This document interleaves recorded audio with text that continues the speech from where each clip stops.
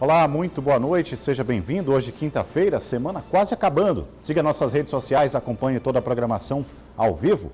Vamos aos destaques. Licitação para ferryboat estabelece novas empresas para atuar dentro de 90 dias e com promessa de melhorias no serviço. Entrada de estrangeiros e brasileiros que chegam do exterior vão precisar comprovar testagem negativa contra o coronavírus. Casos de dengue, febre chikungunya e zika vírus voltam a ser alerta no Maranhão. Semana Estadual dos Direitos Humanos, premiação para programas que enalteçam os maranhenses.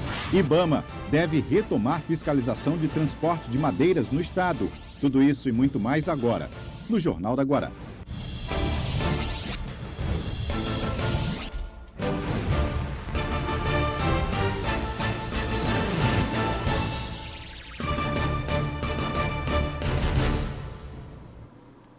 Começamos a edição de hoje falando sobre melhorias na prestação de serviço de ferryboat. Hoje aconteceu uma assinatura do contrato de concessão do serviço. O serviço de ferryboat será licitado pela primeira vez no Maranhão e, consequentemente, tem o objetivo de trazer benefícios para a sociedade que utilizam esse meio de transporte. Pelo menos essa é a expectativa. A espera de anos está com os dias contados. Esta assinatura vale muito. Representa um novo momento no transporte aquaviário entre São Luís e a Baixada Maranhense. Até hoje, tinham sido anos de sufoco, embarcações em número insuficiente, em condições precárias, tendo falhas mecânicas constantemente. O primeiro passo para isso ficar para trás foi a licitação do transporte.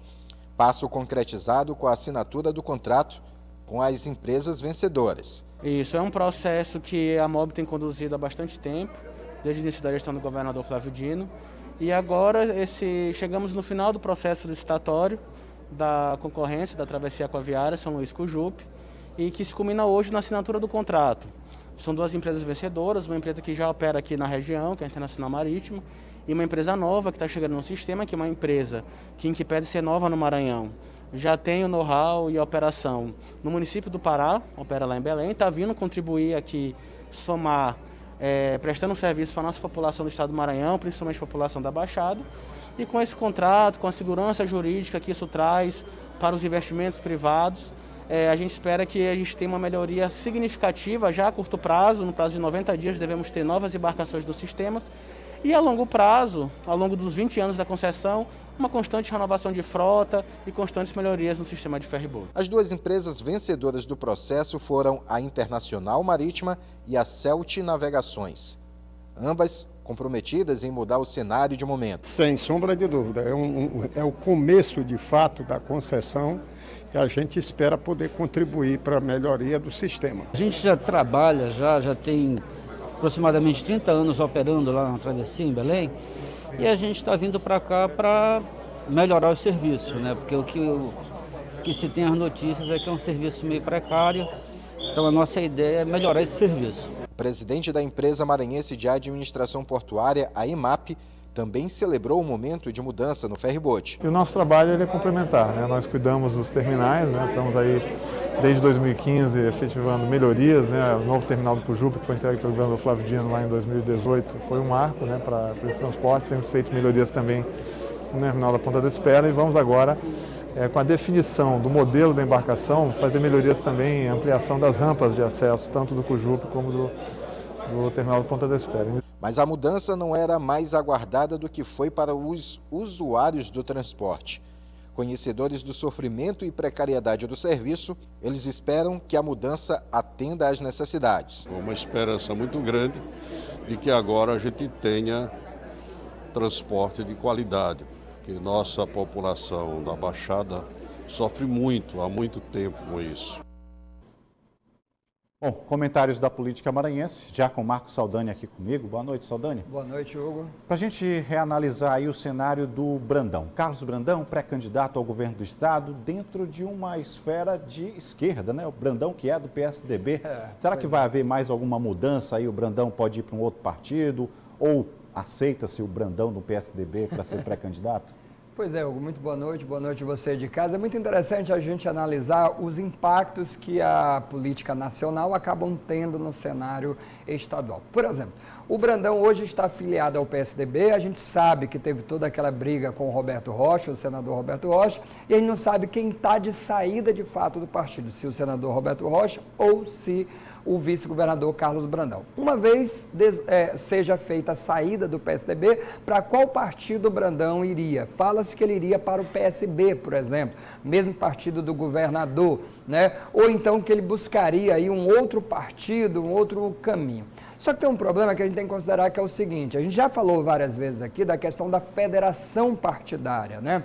A questão da aprovação no Congresso de possibilidade de que alguns partidos formem uma federação e essa federação seja uma reunião de partido para uma determinada eleição e mandato. A gente precisa lembrar que a diferença de coligação para federação é que as coligações elas são criadas e mantidas somente durante as eleições. A federação não. Elas têm que existir da eleição e vigorar durante todo o mandato. Portanto, aqueles partidos do qual formaram a federação para aquele mandato, eles permanecem unidos até tal. A grande questão é, o PCdoB, por exemplo, aposta todas as suas fichas na federação, até porque é um partido que enfrenta problema com a cláusula de barreiras. A gente tem o Rede Sustentabilidade também nesse mesmo cenário. Mas que outros partidos dessa federação poderiam dar uma estabilidade? O PSB é um partido que é cotado para isso, e o próprio PDT.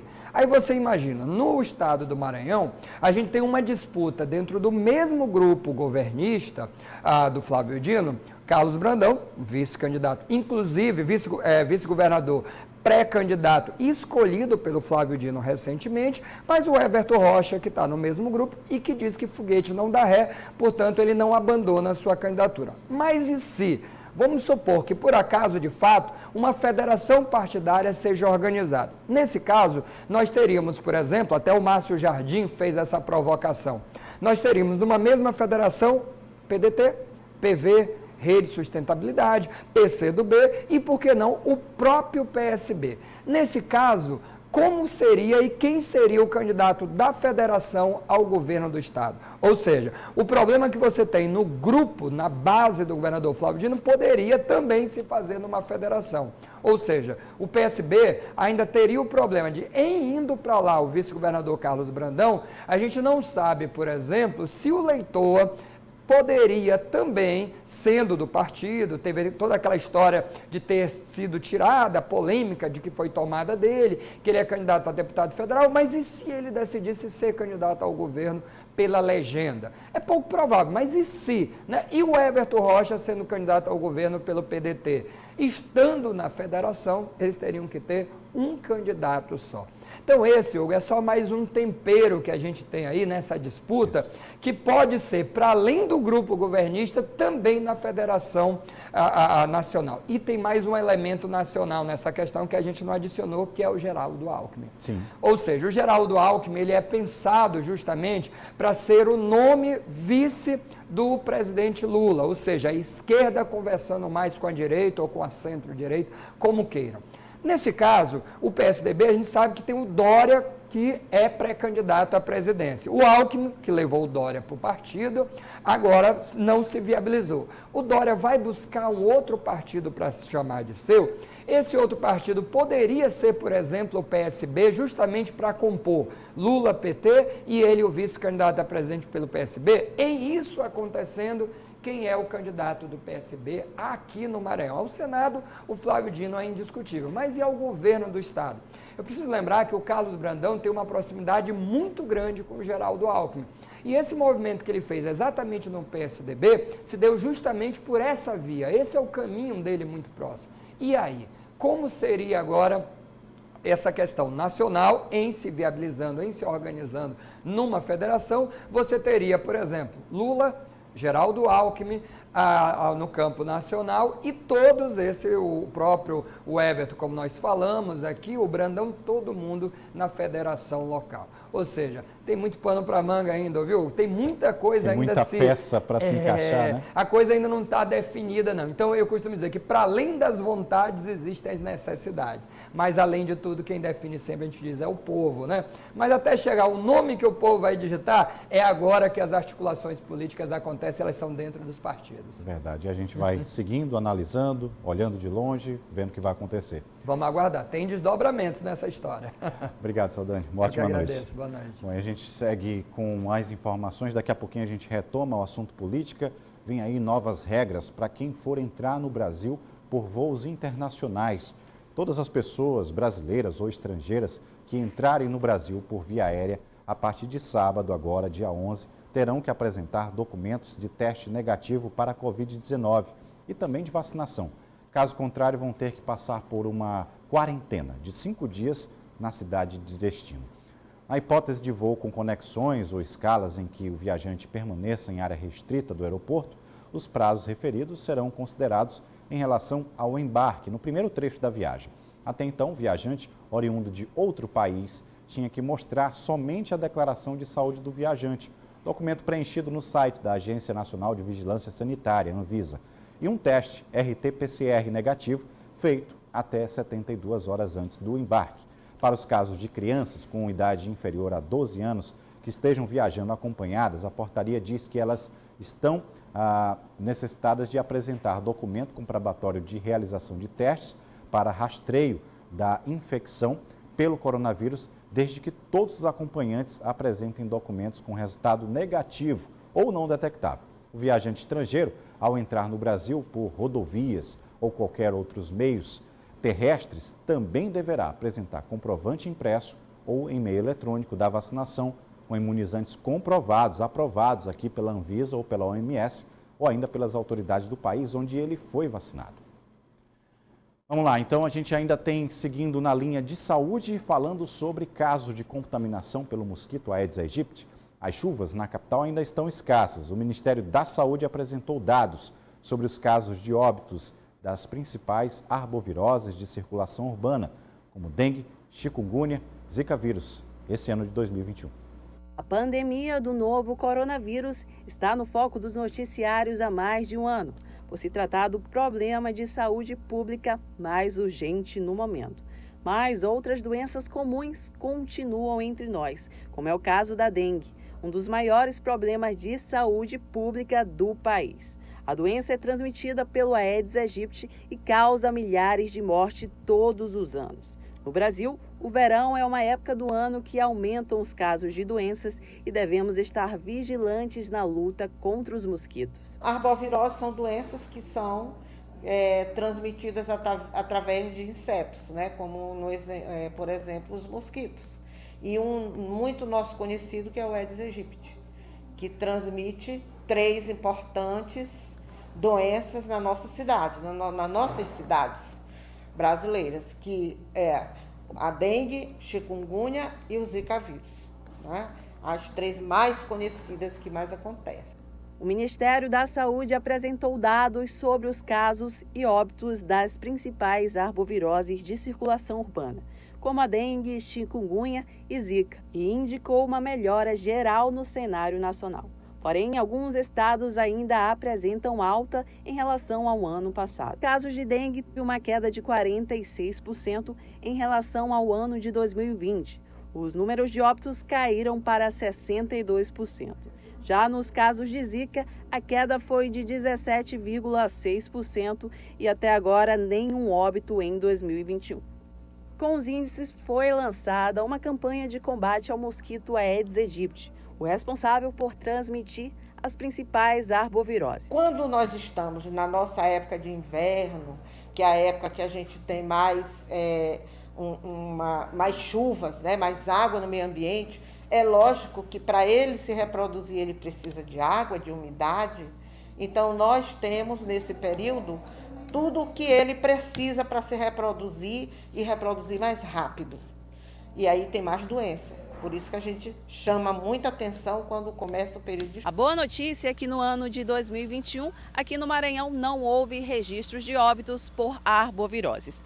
A Secretaria de Saúde acompanha o controle vetorial e também executa ações para evitar a proliferação da doença. Mas a gente lembra que isso é uma operação conjunta e também precisa que a sociedade tenha consciência para não descartar lixos em locais propícios onde o mosquito pode depositar os ovos. Lembrando que todo cuidado é bem-vindo para manter o nosso bom índice. Nós precisamos combater esse transmissor.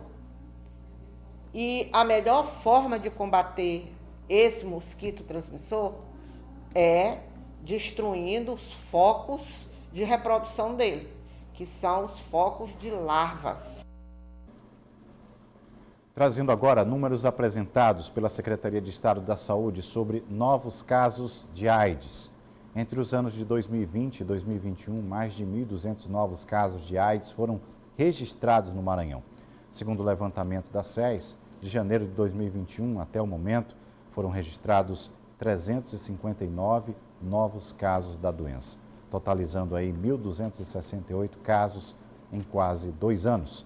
Dezembro é o mês internacional de luta contra a AIDS. Os dados da Secretaria apontam que foram notificados 909 casos da doença que é causada pelo vírus HIV em 2020, ano passado aqui no Maranhão. A Secretaria informou que realiza a distribuição de insumos como testes rápidos, camisinhas, antirretrovirais enviados pelo Ministério da Saúde para os municípios, bem como garante tratamento hospitalar na unidade de referência estadual, que é o Hospital Presidente Vargas, aqui na capital São Luís. A gente segue para o intervalo. Na volta vamos trazer informações sobre a semana de discussão sobre direitos humanos aqui no Maranhão.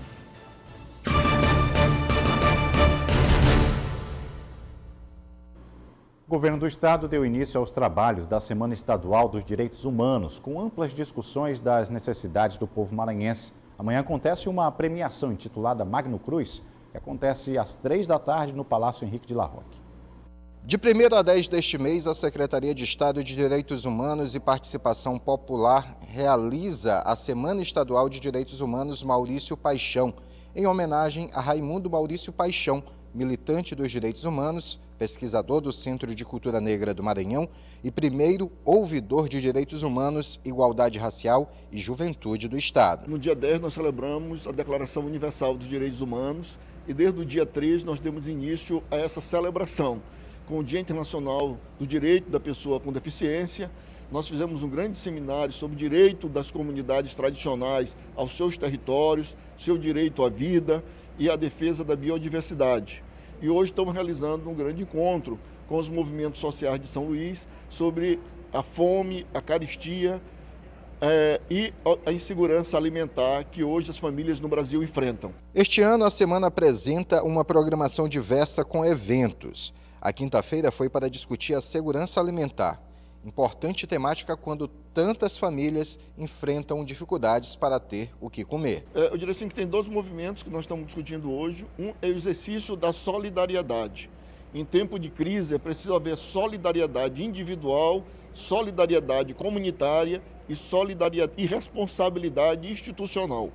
A segunda questão diz respeito a políticas públicas de enfrentamento da insegurança alimentar. Segundo o secretário, 3 passos são importantes para enfrentar a insegurança alimentar. Eu chamo da responsabilidade institucional. É quando tem uma crise e que as pessoas estão passando por extrema necessidade, que o emprego é ameaçado.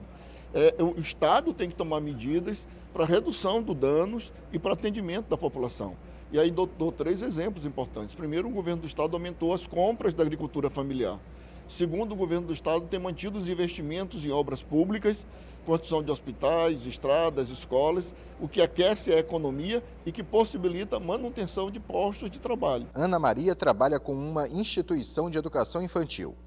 Crianças carentes, por consequência, famílias carentes, que precisam de ajuda para ter uma alimentação básica em casa.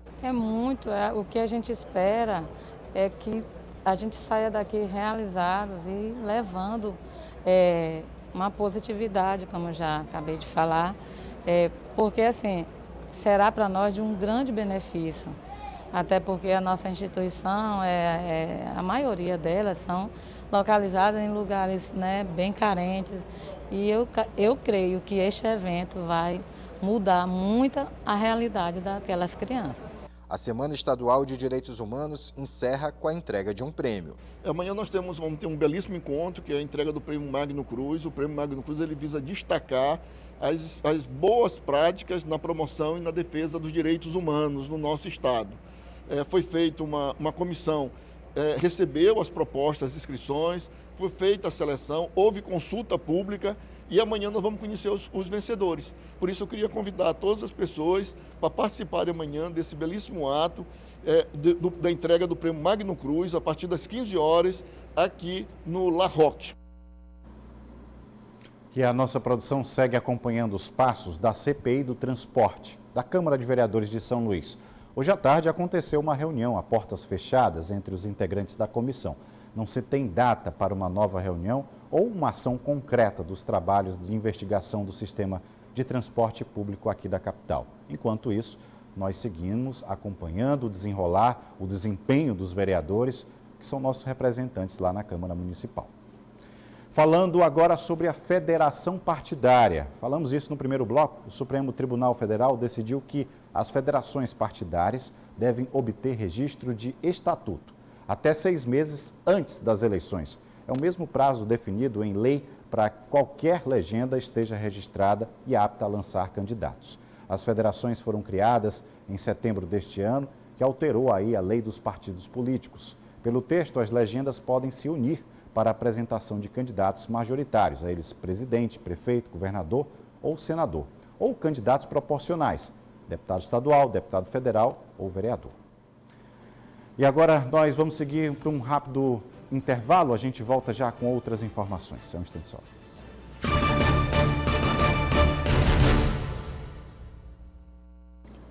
Voltamos e o Ministério Público Federal conseguiu uma decisão na Justiça que obriga o IBAMA a retomar a fiscalização do transporte de madeira e produtos florestais nas rodovias maranhenses. Essa decisão ocorre em razão da suspensão indevida e da ocorrência de omissão nas ações de fiscalização da sua atribuição.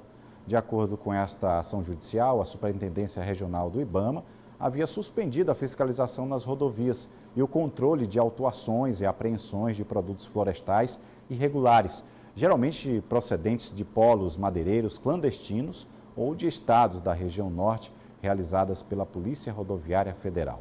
O Instituto, o IBAMA, justificou a medida relatando falta de pessoal e de recursos para manter esta atividade e encerrou sua parceria com a Polícia Rodoviária Federal, direcionando ainda a atribuição fiscalizatória para a Secretaria de Estado do Meio Ambiente aqui do Estado do Maranhão, a SEMA, que também alegou a ausência de omissão e a realização de ações específicas para fiscalização e controle de desmatamento de terras indígenas e de áreas federais.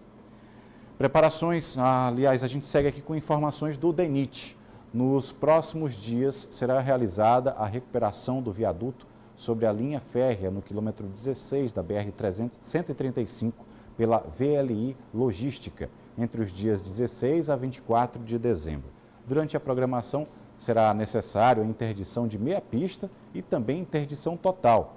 A obra consiste na retirada da estrutura metálica do viaduto, lá na BR-135, que fica ao lado do pátio de carretas. Essa estrutura está colocada como paliativo para o restabelecimento do tráfego ali no local. Já que falamos na BR-135, hoje aconteceu um acidente grave que resultou em incêndio de um caminhão na pista de acesso à capital maranhense. Com isso, a estrada ficou congestionada. Não tivemos informações sobre o que, em detalhes, aconteceu na estrada, mas causou grande engarrafamento. Bom, essas foram as nossas informações de hoje, quinta-feira.